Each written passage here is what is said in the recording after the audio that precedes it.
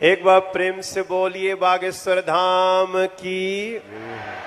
दोस्तों, मध्य प्रदेश के छतरपुर जिले के ग्राम गढ़ा में स्थित श्री बालाजी के प्रसिद्ध तीर्थ स्थल बागेश्वर धाम के युवा संत धीरेन्द्र कृष्ण शास्त्री आज किसी पहचान की मोहताज नहीं है। आए दिन बागेश्वर सरकार के पास नेताओं का जमावड़ा लगा रहता है। इसी कड़ी में प्रधानमंत्री नरेंद्र मोदी जी का भी नाम शामिल होता है, जो कुछ दिनों पहले ही दर्शन करने छतरपुर के बागेश्वर धाम पहुंचे थे। और दोस्तों, सिर्फ देश के प्रधानमंत्री ही नहीं बल्कि बॉलीवुड के कई दिग्गज कलाकार भी बागेश्वर धाम आए दिन दर्शन करने के लिए वहां पहुंच ही जाते हैं। मध्य प्रदेश के छतरपुर जिले के ग्राम गढ़ा में स्थित सिद्ध स्थान बागेश्वर धाम सरकार इन दिनों पूरे भारत में चर्चा का विषय बना हुआ है। बागेश्वर धाम में रोजाना लाखों की तादाद में भक्त अपनी मनोकामनाएं लेकर पहुंच जाते हैं। बताया जा रहा है कि बागेश्वर धाम के मुख्य पंडित धीरेन्द्र कृष्ण शास्त्री भक्त को देखकर ही बता देते हैं कि उनके मन में क्या चल रहा है।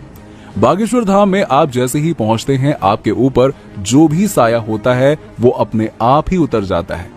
महाराज धाम पर आए हर एक व्यक्ति के मन की बात जान लेते हैं और उनके दुखों को दूर करने के उपाय भी बता देते हैं।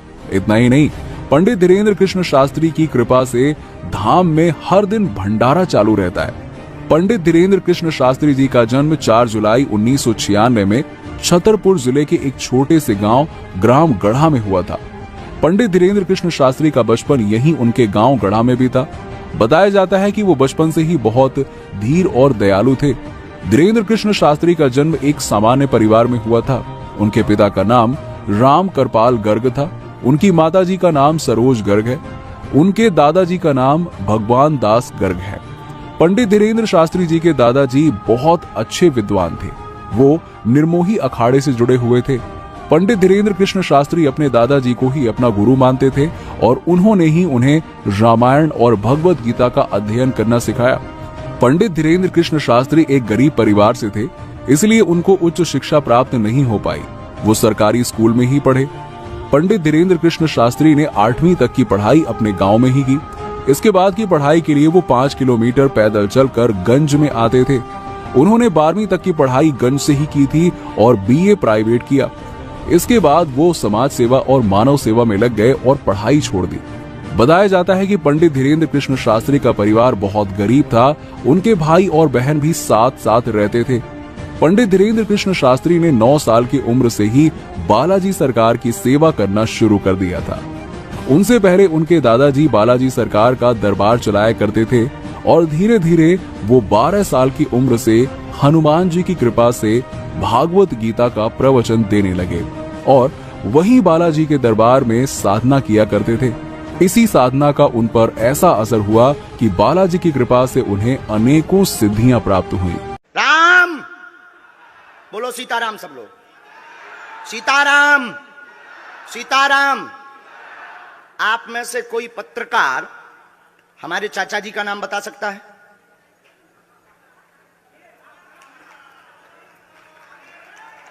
बोलिए बोलिए बोलिए। आप में से कोई पत्रकार हमारे बल्कि चाचा जी का नाम उस पे भी है, संस्कार टीवी पे, कोई बता सकता है? बोलो बोलो, वरना आज के बाद अंधविश्वासी कहना बंद कर देना। क्या बता सकते हो? अब आप पत्रकारों में जिनके चाचा का नाम भृगुनाथ तिवारी हो वो आ जाए।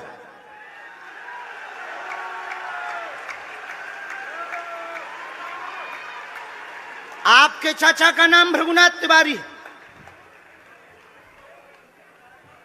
जी, मेरे चाचा का नाम भृगुनाथ तिवारी है और वो भोपाल में रहते हैं, अभी मथुरा में हैं।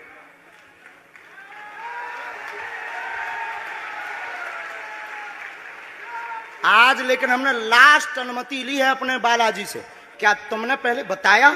लोगों को अंधविश्वास में तो नहीं ढकेल रहा, महापाप पड़ेगा अगर तुमने बताया हो। गुरुजी, मैं 3 दिन से बल्कि सच्चाई को एबीपी न्यूज में दिखा रहा हूं। मैंने कोई अंधविश्वास फैलाने का और बताने का काम नहीं किया है। मैं यहीं से आपके दरबार से जनता। तो क्या तुम्हारे भाई का नाम राघवेंद्र तिवारी है? जी गुरुजी,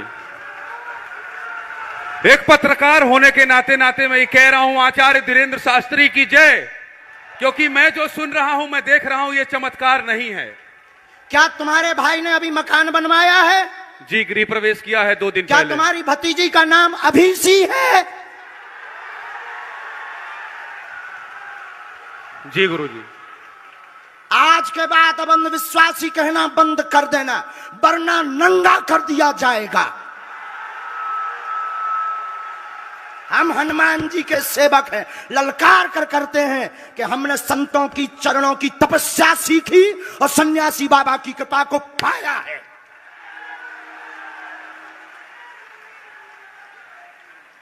जो भ्रम फैला रहे, आज के बाद भ्रम बंद कर देना। और आज के बाद हम किसी को प्रमाण पत्र नहीं देंगे, न सफाई देंगे, ये शपथ गद्दी से खा रहे हैं।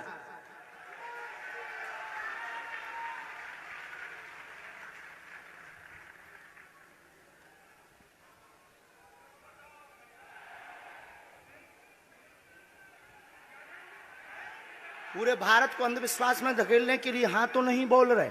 जी बिल्कुल नहीं, बिल्कुल नहीं। मैं बहुत जिम्मेदारी से कह रहा हूं और मैं 3 दिन से इस सच्चाई का पता लगा रहा था। और एबीपी न्यूज जो लोग देख रहे हैं उनको मैं बता रहा हूं कि ये लाइव दिव्य दरबार के टेस्ट में आचार्य धीरेन्द्र शास्त्री जी ने जो कहा है, मैंने केवल इनसे इंटरव्यू किया था, अपनी जीवनी नहीं बताया था। जो इन्होंने बताया है वो सच है और मैं ये एबीपी में लाइव कह रहा हूं, ये कोई अंधविश्वास नहीं है। मैं फिर कह रहा हूं, बाबा बागेश्वर धाम की जय। आज के बाद, क्योंकि आज हमारा दिमाग स्थिर नहीं है, आज के बाद अब हम कभी भी किसी से हमें प्रमाण पत्र की आवश्यकता नहीं है। आज पूरी नेशनल मीडिया के सामने हमें जो कहना था कर लिया, फर्स्ट और लास्ट है। अब आपका एक प्रश्न हम बताएंगे और आज के दरबार को, क्योंकि हम पूर्ण होश में नहीं है, इसलिए आज के दरबार को हम बालाजी की अनुमति से आए थे और आज के दरबार को हम इसी के साथ विराम करेंगे। कल 4 घंटे दरबार लगाएंगे। एक प्रश्न पूछ लीजिए, लास्ट पूछिए। मैं पूछूं? हाँ। मेरे मन में तो देखिए बहुत सारे सवाल थे जिसको लेकर मैं 3 दिन से लगातार कोशिश कर रहा था। मैं इसी मीडिया में, इसी पत्रकारिता क्षेत्र में और क्या कर सकता हूं, क्योंकि मैं देश और समाज के लिए सेवा करना चाहता हूं इसी फील्ड में रहकर। उसको लेकर पदोन्नति का प्रश्न है, कृपा होगी पत्रकार में, इस मंत्र का जाप करें, आशीर्वाद है। और रुकिए, एक ये रखा है और आपका एक और रखा है। हम गुरु हैं, ऊंची गोटी खेलते हैं, कच्ची गोटी नहीं खेली हो। इसमें वो रहस्य भी लिखे हुए हैं जो दुनिया को पता नहीं, सिर्फ तुम्हें और हमें पता है। वो पूरे कमरों की डिटेल लिखी है इसमें। और ये धमकी नहीं है, सिर्फ आधा पढ़वा करके आपको हम संतुष्ट कर देंगे और पर्चा वापस ले लेंगे। एक ये आएंगे, ये भाव से बैठे हैं, बस। ये आपने भी नहीं सोचा होगा।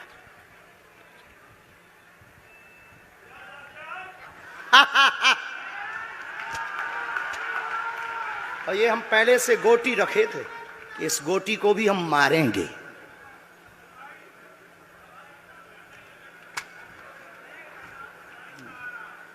एक पर्चा ले सकते हैं, ये वाला नहीं। दोनों हाथों की मुट्ठी बांधो सब। आज चूंकि हमें उतनी ज्यादा शारीरिक हमें गुरुजी से आज्ञा लेनी पड़ी, क्योंकि हमें कसौटी पर उतरना था, तो गुरुजी से हमें आज्ञा लेनी पड़ी। और हमारे गुरुजी ने सुबह 7:30 बजे कह दिया था, बेटा जाओ झंडा गाड़ कर आओगे सनातन का। दोनों हाथों की मुट्ठी बांध लीजिए सभी। सामूहिक अर्जी हम लगा देते। कहो, हे बागेश्वर धाम प्रभु, हे बालाजी महाराज, हे सन्यासी बाबा, हे कलयुग के राजा, हम पर कृपा करो, हम पर दया करो, हमारी अर्जी सुनो। हे बागेश्वर बालाजी, आजीवन पर्यंत आपके चरणों से, आपके धाम से हम जुड़े रहेंगे, हम आते रहेंगे, परंतु हम पर कृपा करो। आपकी जय हो, आपकी जय हो, आपकी जय हो। जिनकी अर्जी नहीं लग पाई, आज चूंकि हमें बहुत खेद है कि तुम लोग 5 घंटे से बैठे और पर्चा ज्यादा नहीं बन पाए, लेकिन आज सनातन को चुनौती थी और हम सनातन को झुकने नहीं देंगे। इसीलिए हमने आज प्रण लिया था कि हे बालाजी, आज हमको भेजना तो फतेह करवा करके आना। इसीलिए हमें बहुत दुख है और हमारे अंदर उस दुख के कारण आप लोग क्षमा कीजिएगा। और अगर आज्ञा लगेगी तो कल हम 4 घंटे तक, कल पक्का है 4 घंटे दरबार लगाएंगे। और जिनकी अर्जी नहीं लग पाएगी वो नारियल और लाल कपड़ा लाना, कथा अपने टाइम पर होगी। जो जो प्रश्न लेकर आए 3 बार बोलो ओम ओम ओम। कहो हे बालाजी, हे सन्यासी बाबा, हमारी यह अर्जी स्वीकार करो, हम पर अपनी कृपा करो।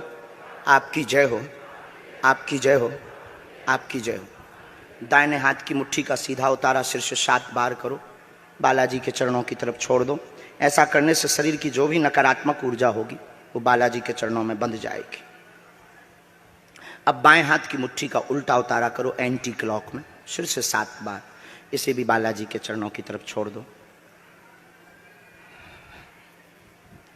अब दोनों हाथों को मलो, बोलो ओम बागेश्वराय नमः, ओम बागेश्वराय नमः। एक बार आंखों में लगाओ, शरीर में आपको जहां पीड़ा है वहां स्पर्श कराओ और दोनों हाथ उठाकर बोलो बागेश्वर धाम की, सन्यासी बाबा की, दिव्य दरबार की। आपकी बहन अर्जी स्वीकार हो गई है, वो काम हो जाएगा। कल हम आपकी अर्जी लगा देंगे। बाकी हमारे जोश में जो भी बुरा निकला हो तो हम भैया यही कहते हैं कि हमें होश नहीं रहता है। बोलने वाला कोई और था, वो बोलकर चला गया। बोलने वाले सन्यासी बाबा बालाजी थे, वो अपना काम करके चले गए। अब हम नॉर्मल के नॉर्मल आदमी हैं, धीरेन्द्र कृष्ण के धीरेन्द्र कृष्ण। इनकी अर्जी, इनकी बहन जी की, हाँ। और जो है कल हम दरबार में, हम आज छत्तीसगढ़ वालों से क्षमा मांगते हैं और अगर बनेगा तो कल भी अर्जी लगाएंगे और परसों भी लगा देंगे, क्योंकि आज आपका समय खराब हुआ है। इसलिए हम आप लोगों के मन को हीन नहीं करेंगे। आज की कथा अपने समय पर होगी और बस अब हम जो है थोड़ी देर के लिए हमको अब विदा लेना पड़ेगा। अभी भी आप माइक से बोलिए, कोई संदेह माइक से बोल दीजिए, फिर बाद में मत कोई कहे। नहीं, मैं तो बिल्कुल सवाल नहीं उठा रहा हूं और मुझे कोई संदेह नहीं है।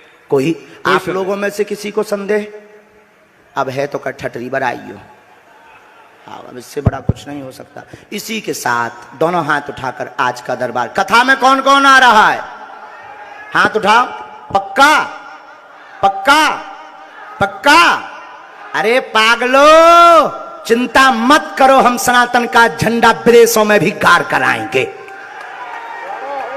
पूरे दुनिया में। और भारत के संतों से कहेंगे आप लोग अपना सिर ऊंचा कर लीजिए, भारत के संतों की तपस्या की क्या ताकत है, उसका दरबार बागेश्वर बालाजी का दरबार है। अब जो पाखंडी कहेंगे, सनातन विरोधी कहेंगे, अंधविश्वासी कहेंगे, कौन कौन बाइकआउट करेगा? हाथ उठाओ। तुम्हें शपथ है अपने अपने पिताओं की, कौन कौन बाइकआउट करवाएगा? अगर अंधविश्वासी और सनातन विरोधी कहेगा तो बाइकआउट करोगे? न्यूज वालों को, टीवी वालों को, जो संतों विरोध करेंगे उन संतों को, हमारा नहीं सनातन का कोई विरोध करेगा तो कौन कौन बाइकआउट करेगा? पक्का पक्का पक्का? अब भारत में रहना होगा तो सीताराम कहना होगा। हर